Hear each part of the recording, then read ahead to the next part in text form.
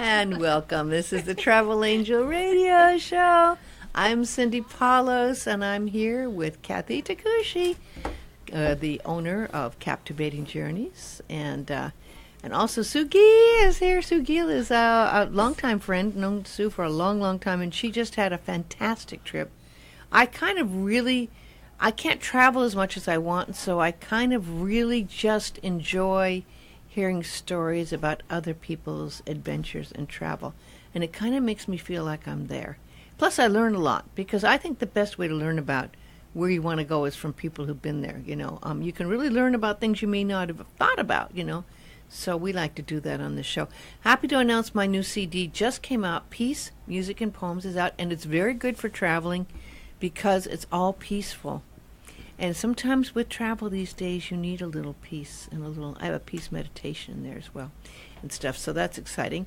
And of course, my audio CD, How to Fly with Less Stress, is out as well. Very good for traveling. So, and thank you everyone for that. And I have some good news. We were talking with Kathy, and we're going to be talking a little bit about Portugal because we're in the midst of planning a wonderful Colette travel trip to the places that people here on Maui want to go in Portugal, which is going to be coming up. We're planning to start that and give you all the information on that in about a month or two, but I just like to do a little tease on that. So I know Kathy's in the loop. You know all about Colette Travel, right? I do, yeah. And you've traveled with them before. I have not. Oh, you traveled and seen them before, right? Yeah. Yes. And we had Tyler here last week, but we've booked them quite a few times, and excellent service. So we do like them. Nice hotels. And they deals, usually do about like a 4-star hotels. So, do you want to let's talk a little bit. Say the dates? Yeah. So we're looking at doing the Azores and Madeira for November 1st. So we'll have to leave like the 30th, I think. Of not this year, the next year. Of next year, yeah. Mm-hmm. Yeah. So that'll give plenty of time to save your pennies. That's where people from Maui like to go, because that's where a lot of our Portuguese roots are. A lot of the people here are from that area, right, of Portugal. And a little bit of news before we jump into more about that. It's hard to believe that it's Labor Day weekend, but Labor Day weekend is this weekend already. And 4-day weekend. I know. And just as we look at all this travel that's going to be going on, the Department of Transportation sent out a notice that there's going to be limited parking at the 5 main airports across the state during Labor Day weekend. So we already knew that OGG has limited parking. But, when you have a busy weekend, even less. So this is still going on, folks. So if you're planning to get away for the weekend and go to another island or something, that's really going to mean you probably should have someone drop you off. Or do a Lyft or Uber or taxi and get dropped off. It just might be a lot easier than taking 15 minutes trying to find a space. Which it just adds to the stress. If you're trying to go, I know, and if it's for a weekend or a day, you don't want it. You want to just park, I know that. But if that's the case, you're going to have to get there pretty early. And on top of that, parking on the roof level of Terminal 1 over on in Honolulu, HNL, is closed for the installation of new carport and more than they're putting in solar panels there. So that's closed through November 16th. So I know a lot of people go over there because they have relatives in Honolulu and stuff. So if you're planning to do anything and have people park to get you, that's something they might think about planning on doing. So anyway, just a notice on that so you don't get extra stress, because none of us need extra stress. So let's talk a little bit about, of course, Kathy always has wonderful deals, and you can contact her for your own trips at 244-1414 at Captivating Journeys, 244-1414. And Paul Gauguin is still going on. What do we have here? Oh, it's something that I just remembered. Hawaiian Airlines is suspending their service to Beijing. Oh my gosh, I'm surprised. Effective. The last flight will be on October 9th.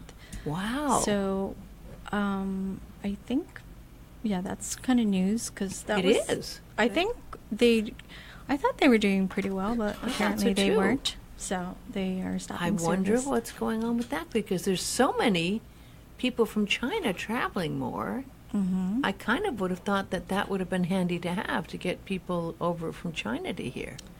Yeah, That's interesting. I haven't heard from Hawaiian Air about that, but just a notice that Yeah. they're stopping service. So Okay, well, when's that ending?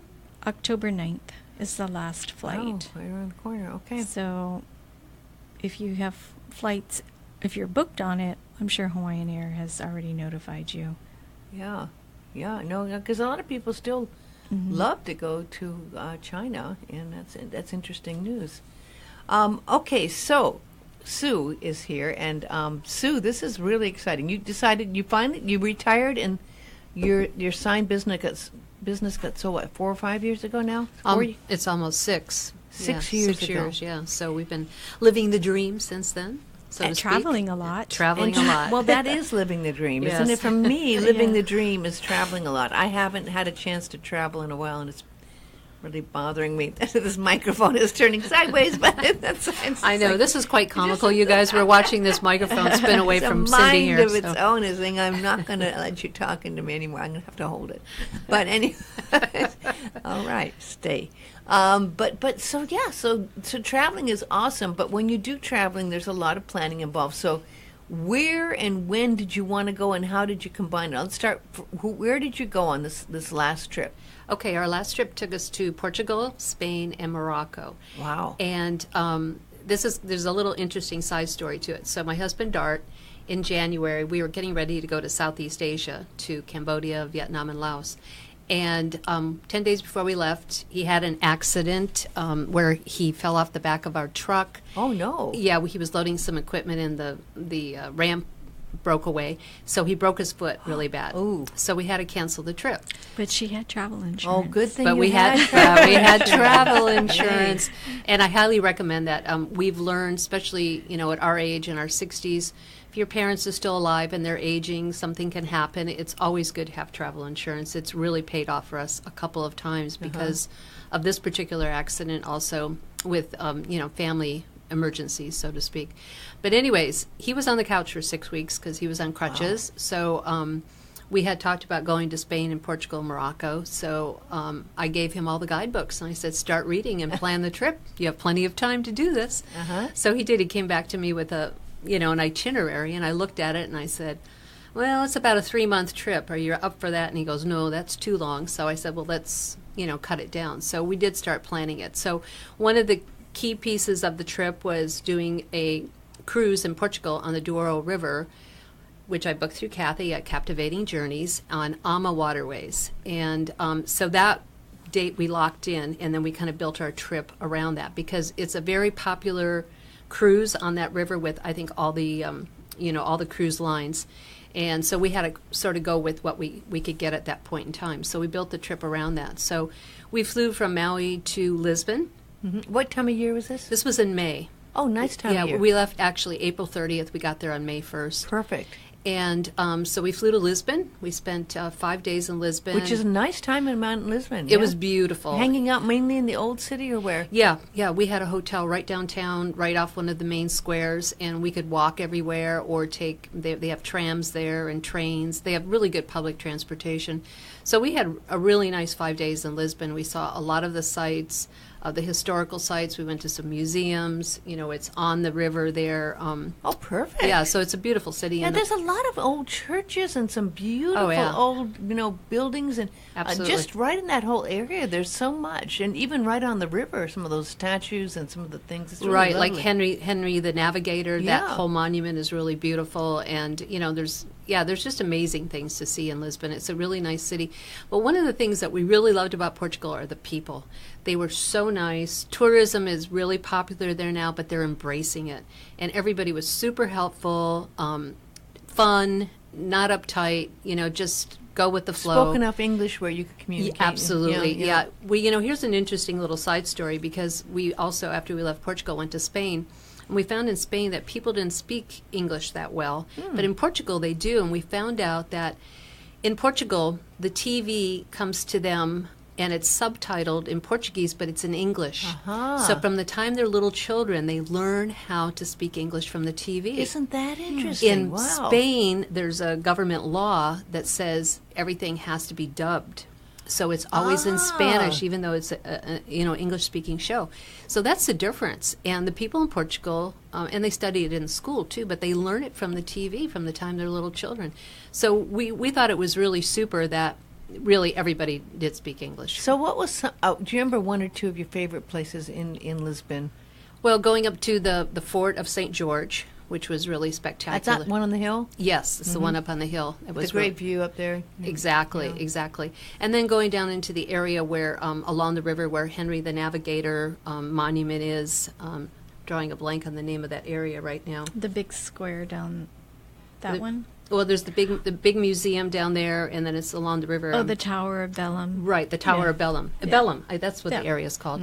And that was a beautiful area, and that was really fun. Did you go around by bus, or how did you get around? On that particular one, we did a tram. We took a tram down there. And then one of the other things we did a day trip to Cascais, which is sort of their coastal resort area. And that was really fun. We took a train out there right from downtown, took a train out there for the day. And What was that like? You know, Audrey loves that area. What was that? What was it like? well, for us here in Maui, it's a resort area, Uh-huh. but it was really lovely. There's no high-rise hotels. It's all sort of low-key, really good restaurants and shops. And, beaches, and people are just enjoying, the waterfront, basically. They have a lot of nice homes, too. It's Yeah, kind of absolutely. their little ritzy area. To get out, right? if you want to get out of the city and stuff like that, because it was only like 45-minute train trip. I think it wasn't that far. So yeah, Cascais was really, really nice to go visit. And then, of course, Kathy can probably bear out the delicacy in Portugal, especially in Lisbon, are the pastel de Natal. Yeah. Which are these wonderful custard little I tarts. wanted to get one when I was They're there, and I didn't get a good. chance to eat one. Well, you better go back because I did have to go back. I am You have to gonna go to that back, yeah. original store with the line. which is in yeah. Bellum, yeah. So anyway, so that was really fun.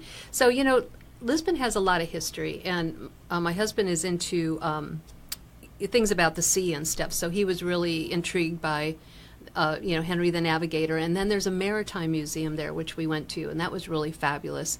And the other museum we went to that was interesting was the Coach Museum, and they had all these horse coaches from all over Europe that they've been collecting from the monarchies and from Germany and all over, and they're just fabulous coaches. I mean, and it shows a progression through history of coaches. How they were so elaborate Well, and hand painted, and A lot of your friends know you're a horse fanatic, and you have helped open trails, and you've been very, very active in that here on Maui, and have had really beautiful hunters, jumpers, right? And, yes. And are you still doing horses? I am. I still Yeah. have a horse, and I still ride 4 or 5 days a week. So Well, yeah. good for you. Yeah. So still doing it. Yep.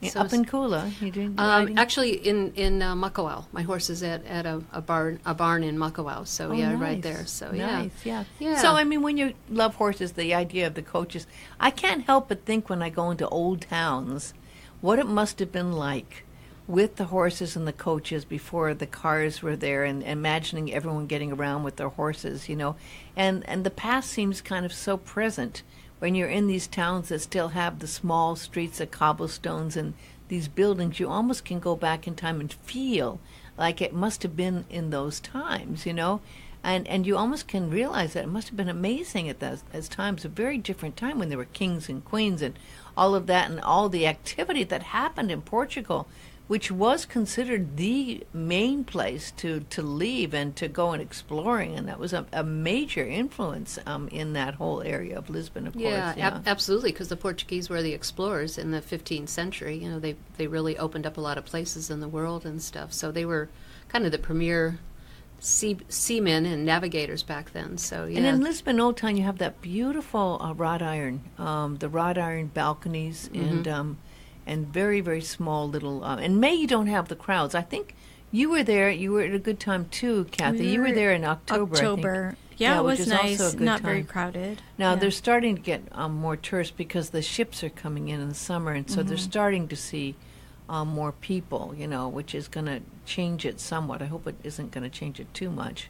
They do have the hop on, hop off things. I did that the first day. I did the hop on, hop off, just to get the idea of what it was it's like. a good way yeah. to see the lay of the land. We always do that wherever we travel. If they have a hop on, hop off, we get on and just stay on it, get a lay of the land, and then we go back to where we, things that we want to see and stuff. So, And there's a college up on top, too. I think that is interesting, too. When there is a college, you have a little bit of the younger influence of things going on as well. I found Portugal to be a really young city. That there were a lot of young people in the city and working in tourism and activities like that. So yeah, no, it's a beautiful city. Now, then did you head on over to the river after that to do the Mama tour after that? Well, what we did is we rented a car in Lisbon, and then we drove north in Portugal, but we missed going to Porto with our car because that's where our cruise was going to originate. So we kind of went north, and then we cut inland, and we actually went to a national park there that is really beautiful up in the mountains, and we stayed up there. And they have a huge dammed reservoir area, which is huge, with lots of trails and beautiful turquoise blue water, and we stayed there for a couple days. And that Do you remember the name of it? It's called Penaguerdes, so it's Penageredes National Park. And what's the topography like? It's mountainous. It's really beautiful, but I mean, not huge mountains. I would say maybe about 3,500 feet. But just a beautiful area, really forested, rivers, and then, like I said, they have this reservoir area that there's 4 of them, and they kind of crisscross. And they've dammed it up, so it's all this beautiful water, and you can do water sports. People have boats and do different good hiking trails? Yeah, very good hiking trails. Yeah, you can hike from the mountains down to the water and everything. So I hadn't heard of that. That sounds wonderful. Well, this is another thing I was bringing up before about the people in Portugal. We were staying at a hotel, and a young man was working at the front desk, and we were talking about we were going to rent a car, and immediately he pulled up this national park on the internet, and he said, "Look at this place." He goes, "You guys should really go here." It never would have been on our radar if he wouldn't have brought it to our attention. So then when he brought it to our attention and we saw what was going on there, we thought, okay, let's try that. And we did, and it was really a beautiful area. So, and then from there, it's very close to the Spanish border, to the northern Spain. Oh, you're that far up. Yeah, it's north and east in Portugal. Very close to the Spanish border. So how long did it take to drive up there then? Oh, we stopped at a lot of places along the way. But I think you could probably, Portugal's a pretty small country, and their roads are really excellent. They have toll roads. They're expensive, but they really are good roads to get from point A to point B. So I think you could probably go up there within 3 or 4 hours. That's not bad. From Lisbon, yeah. Yeah, okay. And then from there, we drove north into Spain, and we crossed the Spanish border. So it's very close to the Spanish border, this national park. And then we went into Spain from there. And then we drove all the way up to northern Spain and Galicia. The area is called Galicia. So, okay, now I'm trying to picture this now. You go into Spain, and you come into Spain about near what city would that be? What area? It would be close to Santiago de Compostela. Oh, up there. Okay, yeah. Yep. Okay. Because that whole area is called Galicia. So what we did is we kind of stayed east of that area, and we went up all the way up to the Atlantic Ocean to a place called A Coruña. And it's a port, and it's really beautiful, but it's right on the Atlantic Ocean, kind of where all the waves and everything come in, and it's just a gorgeous port. And how did you know about this? Is it, again, just wandering around talking to people? Well, in this case, I was, we knew we had a certain time that we had to get back to Porto and return our car to go on the cruise. So we had a couple extra days in there. So we're thinking, okay, where can we go? And we talked about earlier, we wanted to really go to Bilbao, but it was a little bit too far for us to make the timing. So then I started looking in the guidebook, and I read about A Coruña. So we went up there, and that was a really neat place. It's a beautiful port, very old city. And we got there on a Friday, and Friday night rocks. So it was just like street parties, because it's got all the little skinny streets and all kinds of great restaurants and bars, and young people were out shopping. Not a touristy area at all. No, a very local area. Yeah, and so that was really fun. And we stayed in a hotel that was right on the Atlantic Ocean, so it had a beautiful walkway that you could walk into a park all along the ocean there with all the big waves coming in, and you could see all the ships coming into the port. So that was nice. Yeah, that was a neat place to find. Great one. Yeah, and then from there we drove down to Santiago de Compostela. That is such a beautiful city. All of us. You've been there too. Yeah, we Isn't it stayed there gorgeous? 2 nights. Yeah. I didn't stay there night. I just was there for the day, but I was I so like that impressed place. with it. Yeah, Beautiful square, the church, the old hotels, and the little side streets, and a lot of young people who did the trek. absolutely. Actually, it was kind of fun because we went and did like the last mile. We went out Yeah. of We town. did. Yeah, we walked the Pilgrim's Trail back in, because as you all know, through Europe, it's the Way of St. James that has the scallop shell is his marker. So we walked out and we walked in with all the pilgrims, and then we went to the Pilgrim's Mass on the Sunday at noon. At St. James Church. Yeah. Isn't that quite a cathedral? It was quite a cathedral. And Yeah. I don't know, when you guys were there, did you go to the Pilgrim's Mass? No. Did I you- didn't go did to you the see We that? went. We went inside. But I didn't go to the Mass. Yeah, but we didn't stay for the whole thing. Okay, so the neat thing that I had read about and I really wanted to see, and they did it, is when they have the Pilgrim's Mass, they do this huge incenser. It's called the Fumadora or something like that. And I think back in the day they used to do it because the pilgrims all smelled, probably. It was a way to disinfect the air. But anyways, they get this thing going. They have 7 ropes, and they get this thing moving, and it swings. And I have some video of it. It's amazing, where it just goes and touches the top of the cathedral almost, and then it swings back and forth and back and Wow. forth with the incense just filling the church. Smelling like frankincense. A lot Yeah, of frankincense yeah, a gets used typical in- yeah. Catholic church Yeah. incense smell. Yeah, so that was a neat experience to see that, because that thing is huge, and then they get it swinging. There's 7 like monks on the ropes, and they get this thing swinging around the church. So that was an interesting experience and stuff to go through. So And there's some lovely little cafes and things through there on the streets and stuff. And then yeah, we had a really cool experience there. We were walking around the restaurants, as you know, open like 8 o'clock at night. So we were just wandering around the streets, and we came upon a little local bar.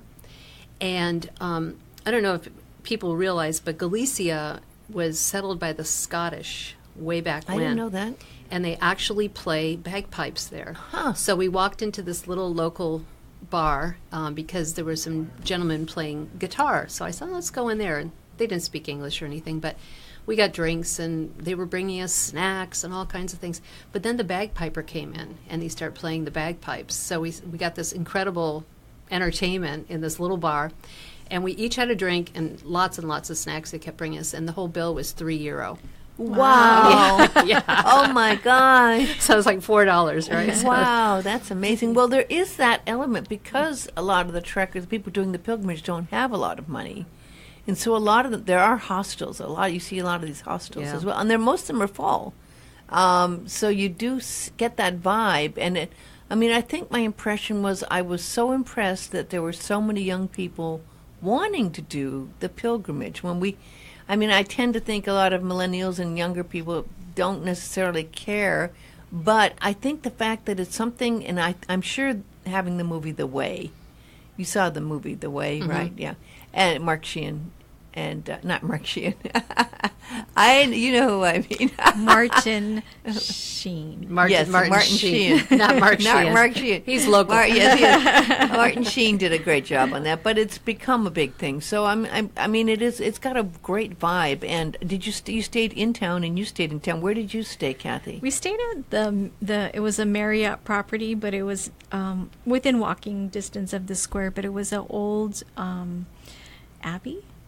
So it was, has the rock and stuff. It was Nice. really nice, yeah. Oh, Really wonderful. And where did you stay? We stayed right across the street from the market, and this place was actually built sort of into the hillside. And it also had been a building from the 16th century or something that they turned into. Wonderful. Yeah, no, it was a really nice place actually. So we had Did breakfast get included? yes. Isn't that nice in Europe how they include Yeah, breakfast? almost- They really I think every almost hotel- all yeah. hotels do. Yeah, because the reality is that there's nobody out there restaurants serving breakfast. You can just get coffee basically or a croissant or some kind of pastry, but they're really the bacon and egg breakfast and that kind of thing. Nobody's really doing that. We never came across some mornings we didn't we wanted to go out and get something and we couldn't find any place to have breakfast. Yeah, interesting. Yeah. So now you've been on the road for about 2.5 weeks, 3 weeks? Yeah, about 2.5, yeah.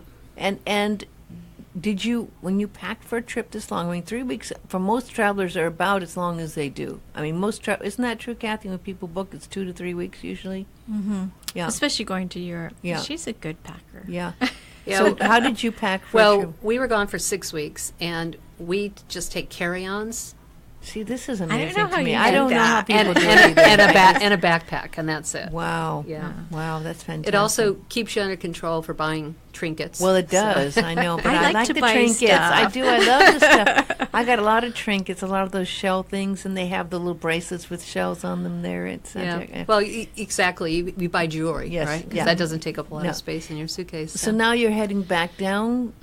So from there, we went back into Portugal, and we stopped. I want to see if I can remember the name of this place. It was right on the ocean, and we actually stayed at a hotel that was up on top of the mountaintop over the city, and I will think of the name of it.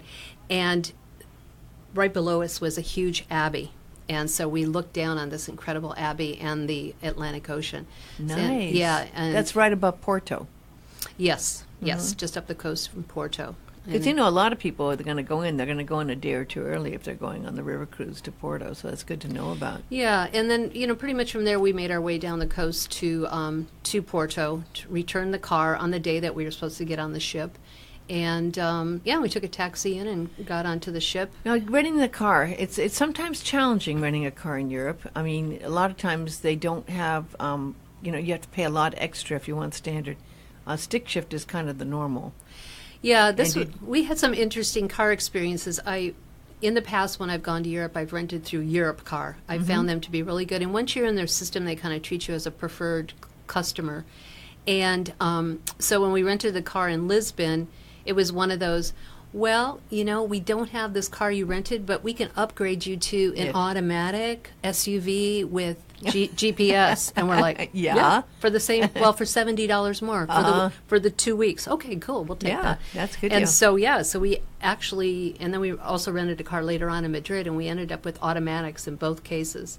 That's nice. Yeah, which you don't come across too many of them. And particularly for when we rented in Madrid, we wanted to drop off back in Lisbon. So sometimes they have cars they want to move over. So sometimes you can end up getting a pretty good deal on that. So the cars were great, and I found Europe Car to be a really good company That's good to know to work with. because you if there's sometimes a little bit of a language problem, and you sometimes feel like maybe they're trying to fool you a little bit or scam you. So it's nice to know you can trust a company. I've used them a few times too Have for you? myself, and Yeah. I found them to be really good. Really good, yeah. It's really a good agency to use in Europe. So Now you're finally ready to do your Amawat, and I have never been on a riverboat cruise. As much as I've traveled, I've never been on a riverboat cruise. But I've heard good things about Ama. Have you done riverboat cruises before? Actually, I've only done one before, and that was last year. I did the Danube, and I went with 3 other women, and we did a bicycle tour along the Danube. Fun. So that was my first riverboat cruise. But this one was Darts first, and we loved it. I actually think cruising on the rivers it's really neat because you're seeing land on both sides of the river. So there's always something to look at, and there's always places to stop and things to do. So What about the rooms? What did you get on your boat? typically, I will say on the Douro River, the boats are smaller because it's a very small river, and so they have specifications size-wise the boats can exceed, and I think, Kathy can correct me if I'm wrong, from what I understood is one company builds all these boats, and then these cruise lines like Viking or Ama or Uniworld, they lease the boats from this company, and they're all built to the same specifications. And to be honest with you, every boat looked the same, I thought, on the river. Yeah, there's some kind of law that the like Viking or Ama, they can't own the boat outright. Right. I didn't know that. They sure make those ads look like they own the boats, don't they? And Viking looks like they own those boats. Or Well, no? you could compare it to a hotel here that's being managed by the Marriott, but owned by somebody else, and that's pretty much the case. And because the river is very small and there's a fair amount of traffic on it, they have a port authority that controls you all the way up the river and where you park your boat and everything. In our instance, our captain was able to move us around a little bit to get us away from some of the other boats so we didn't have to be rafted with them. That's the only thing I would say about the Douro River. Depending when you go, it's very popular. There's a lot of boats on the river. They're building more. And so lots of times when you stop in a little area to see that overnight, you might be rafted up with 2 or 3 boats, which means you get on one boat and you cross over to another boat and then you cross over to your boat. So when we went, I think it was almost the end of the season. We didn't get that. So you went at the beginning of the season. Right. We were in May, and which is a really popular time weather-wise and stuff. So were there a lot of people in town then when you got off the boat? Some of the places we were spread out, but there were some places that we did stop that, there were a lot of cruise boats there. Yeah. You know, I think for those particular little towns and villages and stuff like that. So, yeah, that was the only thing I would say. I even said that to the people on the boat. You know, don't kill the golden goose. Yeah. You know, by putting too many boats on the river and making the experience not you know, a really positive thing, you know, kind of thing. So that was the only thing I would say about that. It's a great way to see that area.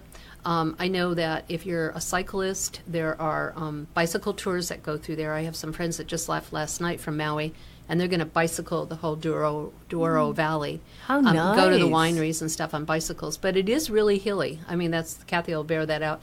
It's pretty much the river, and then the vineyards just go straight up the side like that. So, and a lot of the places you go to, you have to bus. You have to bus up into the mountaintops and stuff. Versus like if you're on the Danube or the Rhine, you're kind of right there in the the town. City and flat more. Yeah, so you have to bus more. But so then you did a lot of wine visits and a lot of tastings and things on this. Yeah, they do have a lot of that, and the meals were included in some of these wine visits and stuff. And that's the area, obviously, is where port wine comes from. So all these grapes that are being grown by all these vineyards and stuff there are basically for port, to make port, but they are making red and white wines now. Probably more white wines is kind of what they're known for there. So, and when we were in Porto, which is a fabulous historical city, I mean, it's a really old city and it's beautiful. You know, we got to do a tour of Sandeman, which is one of the big port companies there, and that was really a nice experience to go through their cellars and see how they make port, which is what they call fortified wine because they put brandy into it. Did you you're doing light packing? What do you do? Everyone wants to get some port from Portugal and Porto. Here's a kind of an interesting thing. You could go buy it in the store and carry it home, which we didn't particularly want to do at that point in time because it was the beginning of our 6-week trip. But when we went to the winery, we asked if we could buy it and ship it, and they said, no, we don't do that. Like, these are our... I would have guessed they would have. I know. I was really shocked, and they said... Here's our distributors in the United States. Contact them. And I was like going, wow, that's interesting. You know, after you taste them and everything, you want to buy a bottle of it? No, cannot. I wonder if there's certain laws maybe prohibiting the taxes or things. I mean, you could buy a bottle there to take with you and drink along the way, but they didn't, you couldn't buy like 6 bottles and ship it kind of thing. So what we ended up doing to bring port back, we ended up buying it in Lisbon's airport in the duty-free. Interesting. Yeah. And then you just carry it on. And it was a Portuguese, made product, but we ended up doing that. What did the port taste like there? Was it outstanding? Well, they're very good. There's all different kinds. You know, they have the tawny port and the ruby port. You know, there's all these different levels of it and stuff. And then we got to taste some that was like $1,500 a bottle or something like that, you know. So the more aged it is, the more expensive it is. So, but it's definitely an after dinner sweet wine. Like when we were on the ship, we got port every night. Oh, really? After dinner, and they were always different kinds from different vineyards and stuff. How was the food on the ship? Food was fabulous. That's the one thing. I have to say the whole Ama cruise is perfect. I mean, the staff, everything was totally great. It really, really was. And the food was fabulous. The head chef was 26 years old, and he was amazing. Wow. He did that. He put food out for, I think there was 90-some people on the boat, 3 meals a day, with like a crew of like 5 people, and that was it. And it was really, really good food too. So yeah, it was pretty amazing what this young man was turning out, but he was really talented. And the pastry chef, she was a young gal, about 26 years old too, and they were just making breads and pastries. I mean, I don't know when they slept, to be honest with you. Did you have the bacalhau? Yeah, bacalhau. Yeah, the fish. The dry, the salted codfish. Bacalhau wasn't my favorite. No, there's like 1,000 different ways to make bacalaos. Yeah, Portuguese people are wild and crazy about bacalhau, but I'm not a salted fish fan. How many days is this cruise? It's 7 days. And it cost how much? I want to say Let's see it if was $5,000 a person. I think it was close to $10,000 for the two of us. So yeah, everything was included, all your tours, everything was inclusive, all your wine, your drinks, everything. So, and one of the fun things on the ship is we met, the day we got on the boat actually was my birthday. And we were in Porto. We spent 2 nights in Porto on the ship. So you, right there in the heart of town, you were on the boat and you can go on tours. They had a lot of tours set up, but you could walk around and everything. So that afternoon we were on the front deck of the boat, and there were some folks sitting there, and I said, somebody said something. I said, oh, today's my birthday. And she goes, oh, let me buy you a drink. You know, of course, drinks are free. But so anyways, we made some really good friends on the trip. And we ended up, there were 8 of us. And we ended up doing a lot of things together. And actually, the one couple is coming over here next week. So we're going to get to see them. Fun. Yeah. So you made some real friends. We did. We made some really nice friends. Yeah. How nice. People from California and Minnesota. So yeah, it was fun. And that's one of the nice things about cruising, period. But I think on the riverboats, because they're smaller groups and more intimate, you end up meeting people. I And think so. When you have a smaller group like that, definitely makes a difference. You see everyone, you know everyone. There's not that many people, and you keep seeing them at your meals, right? And, Yeah, exactly. And on the tour and your excursions, you Yeah. go out and see things. Yeah, exactly. So you do about 1 excursion a day, or do you do 2, or what did you? I would say some days we did 2 things, most days just 1. You know, we would cruise the river and then get off and maybe take a bus up to a city and, you know, spend some time there and then come back. And, you know, then the boat would sail and, you know, we go to another area. So it's favorite not, city on the river? you know, I was thinking it's been 2 months since I came back. I probably should have looked at a map this morning and got my brain engaged a little bit. But I would say, you went to the city that had all the steps that went up to the cathedral? The old one? That really old one? Yes, started with an L. Yeah. La Mer, Anyways, that was a neat city because you got into the town square and everything, and then there's a cathedral on the top of the hill, and it's got a park on both sides, but it has, I want to say, 450 steps.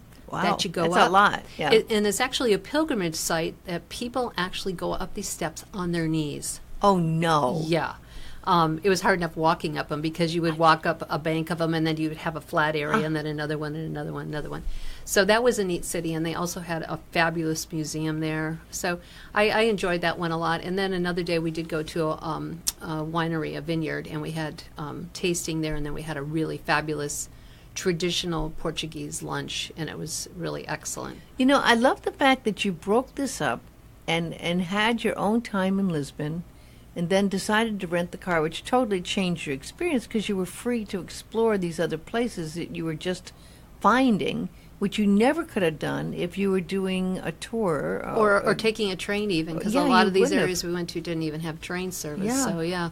No, that's one nice thing. You know, my husband Dart is willing enough to drive in Europe. So and because he's Australian, he can also drive on the left side of the road. So he's pretty competent. So as long as he's willing to do that, we can really get out and explore, because that really does give you the freedom and the flexibility to go where you want. And typically when we have a car, we don't book any place in advance. We'll book it like the night before, because we'll figure out where we're going to be the next day and then find an accommodation on Booking.com or TripAdvisor. Or But you found some great places. We did. We stayed at some fabulous places. And you did it basically all online yourself, finding those Yeah, places? just as we went along kind of thing. Yeah, basically. So then you get 5-6 days on Ama, and then you land up where at the end of the... So when the cruise ended at the end of the river, the end of the navigable part of the river, they take you, Ama takes you, we signed up for the post-cruise. They have a pre- and post-cruise tour. Their pre-cruise was in Lisbon, but we had already done that on our own. So we did the post-cruise, and we took a bus to a place in Spain. It's right on the border of Spain, called Salamanca, and it's a very beautiful old city with a universe. I like Salamanca. Yeah, they call it the Golden City because they use these golden colored stones to build everything. So it's really just very warm and beautiful. Isn't that based out of the Muslim ruler? Isn't that name of close to the name of the Muslim ruler? Oh, okay. No, not Salamanca. I thought it was a very Catholic religious area. They had really good jewelry there. Yeah. Oh, yeah? Yeah, they did it. They had really good shopping there and beautiful cathedrals. And so we did a tour there, and that was really interesting. Then from there we went into Madrid, and we stayed in Madrid. That's a long a trek from there to Madrid, isn't Yeah, it? it was. I think we got in like about 5 o'clock in the On afternoon. train? No, we were actually in a bus, a coach, Oh. which was just part of the AMA group, Uh-huh. the post-cruise thing that we were doing. And then from there, we ended up in Madrid, and we stayed at the Westin Palace Hotel, which is Nice. nicely located Yeah. to the Prado and all the things to see there Yeah. and stuff. And I then, think I stayed there at the palace, yeah. yeah, it's a very old building. And there's that beautiful park in Madrid. Yes, yes. I love that park. Everyone's out having fun. I mean, they use their parks.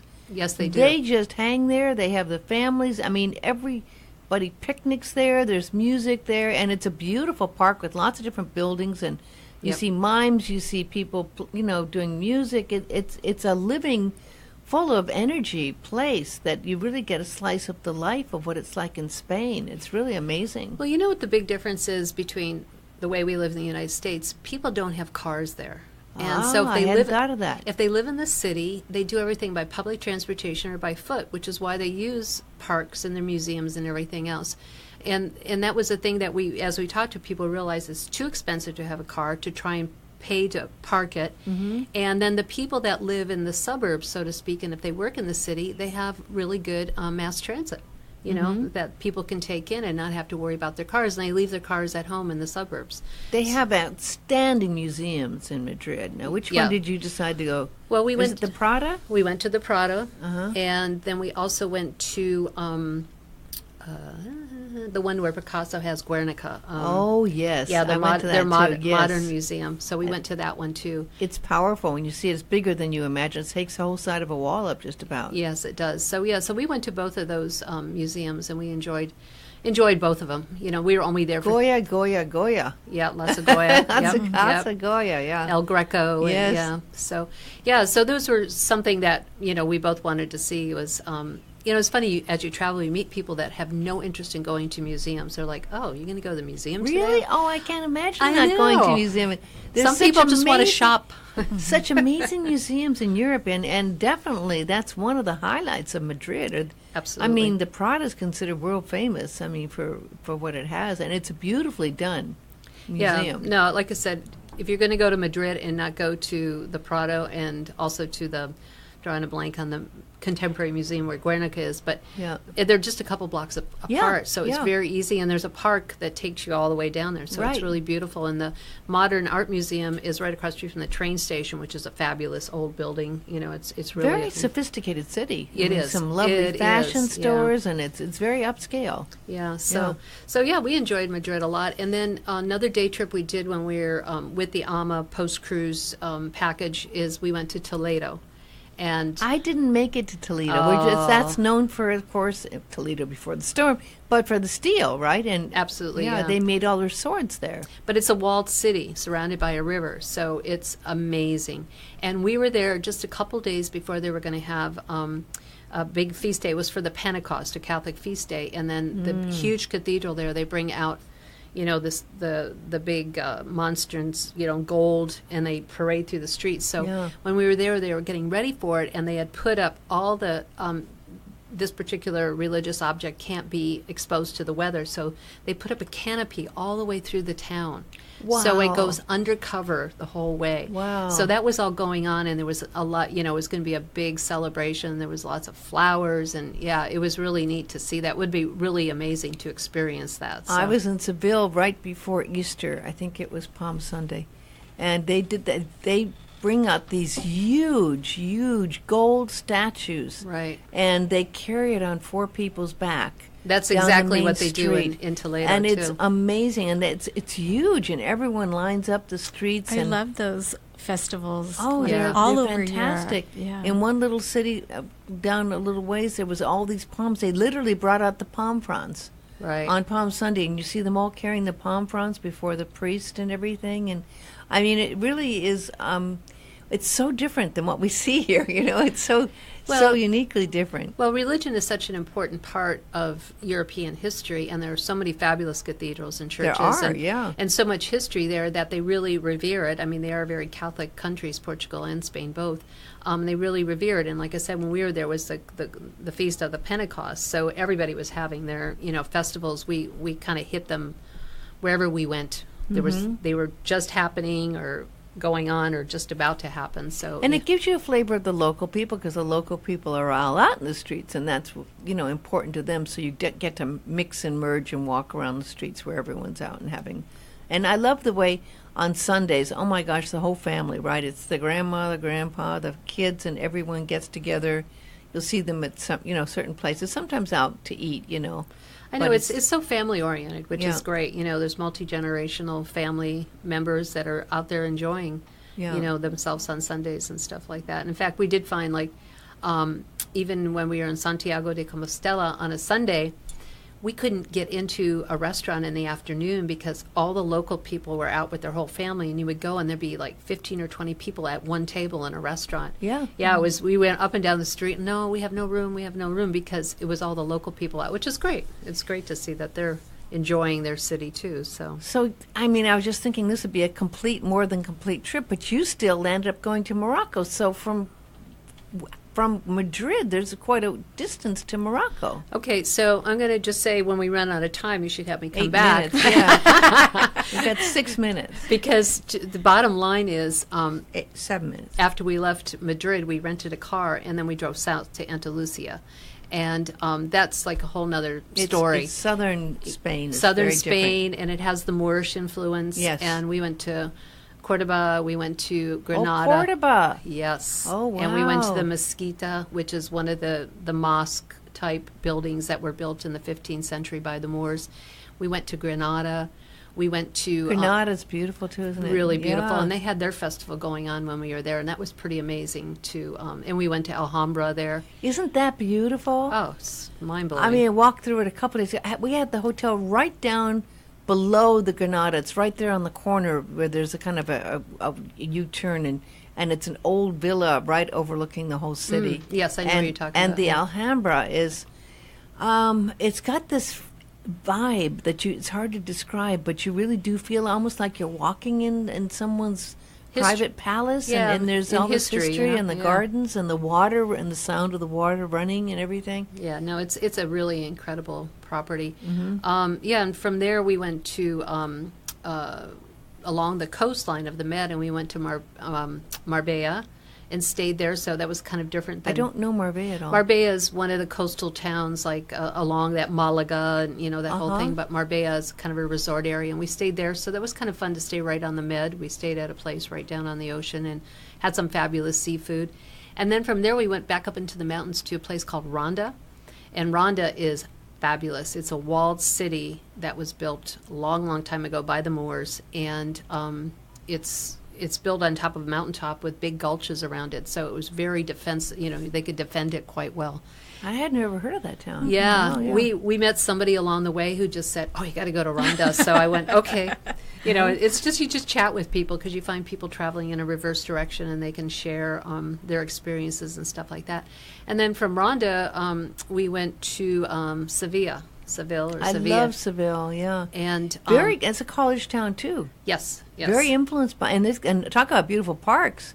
There's that park there with all the old statues and everything. Yep. No, that's a really beautiful city, and I would definitely like to go back there because we didn't really have enough time. We were there 2 nights, 3 days.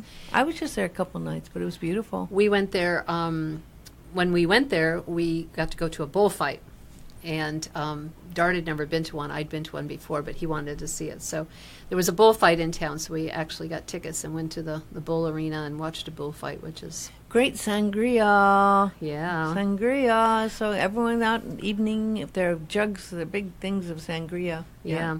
So, yeah, and then we also went to Jerez de Frontera, which is where they make sherry wine. And I purposely wanted to go there because that's where the Andalusian horses are Oh, you get to see the Andalusian horses. trained and performed. Oh, Yeah, they're so beautiful. Fabulous. They have the white ones as yes, well, right? Yeah, it was a fabulous show. I've actually seen the Lipizaners, and I've been to the Spanish riding school and things, but this was really actually the best show that I've ever seen. They actually came in with 4 carriages with horses in this small arena, and they did the most incredible like patterns and driving, and yeah, it was pretty amazing. So that was a really neat show. Did you get to the stables? Did you go to see the Yeah, stables? yeah, we got to how go to the stables nice. and everything. Yeah, it was a neat They experience. treat those horses well. Yes, they do.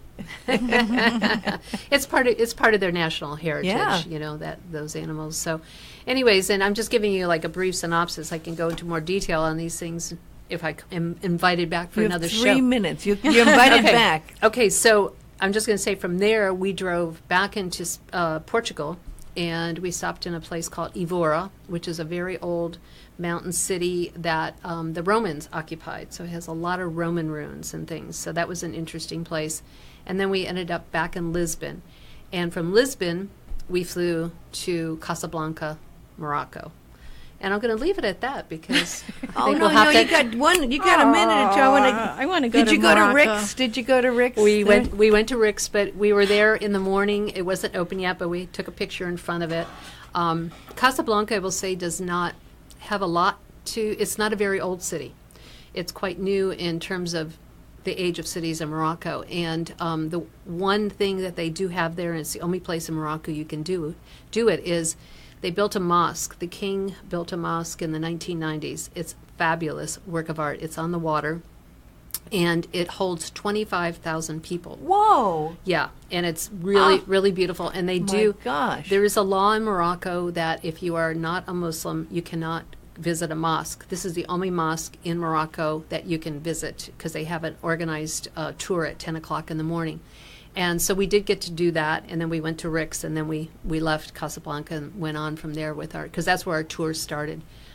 We flew into Casablanca and spent the night there, and then did the tour of the mosque the next day, and then from there we went on the rest of the trip, which I'm not going to get into now because we're running out of time. But Well, in 2 minutes, what can you say about the vibe and the rest of the Morocco? Morocco is really colorful. It's fun. The food is fabulous. We were there, very interestingly enough, we didn't know this, but it was Ramadan. Oh. And so all the Muslims were fasting. So it was always kind of interesting. We did have, I booked a driver and a guide to take us through Morocco for 9 days. And they were Berbers, and which are the desert tribe descendants. And they were 2 young men in their 30s, and they were very fun.